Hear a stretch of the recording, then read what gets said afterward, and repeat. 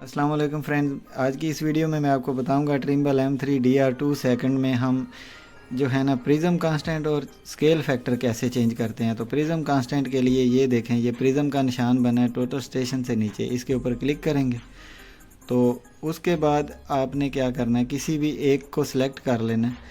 करने के बाद टारगेट हाइट है, अगर ज़रूरत पड़ती है आपको प्रिज्म की हाइट लगाना चाहते हैं तो लगा लें।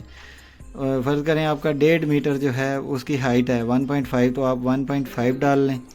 ये हमने डाल लिया। उसके बाद ये नीचे प्रिज्म कांस्टेंट है, तो यहाँ से आपने प्रिज्म कांस्टेंट चेंज करना है।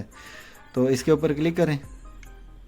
क्लिक करने के बाद आप ये यहाँ से, ये ऊपर कंट्रोल का एक बटन है हमारे पास, यहाँ से अगर मैं शो कर सकूँ, कंट्रोल दबाना है और ये वाला बटन दबाना है, तो तब माइनस आएगा। फ़र्ज़ करें आपका -30 आ गया, वैसे आपका माइनस डायरेक्ट में नहीं आएगा, ये भी आपको बताता चलूँ।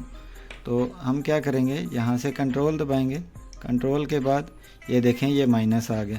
तो हमारा प्रिज्म कांस्टेंट है -30, तो हम यहाँ से -30 इसमें डाल देंगे।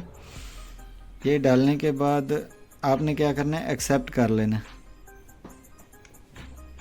इसके बाद अभी हमने स्केल फैक्टर जो है वो चेंज करना है, तो जॉब में जाना है। जॉब में जाने के बाद न्यू जॉब, तो न्यू जॉब में यहाँ पे देखें ये स्केल फैक्टर लिखा हुआ है, इसके ऊपर क्लिक करें और स्केल फैक्टर ओनली के ऊपर करने के बाद नेक्स्ट करें।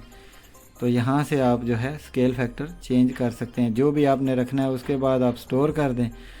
तो इस तरह हमारा स्केल फैक्टर जो है चेंज हो जाएगा। तो ये थी मेरी आज की वीडियो। अगर वीडियो हो तो चैनल को सब्सक्राइब कीजिएगा। अपना बहुत सारा ख्याल रखिएगा। आज के लिए इतना ही। खुदा हाफिज़।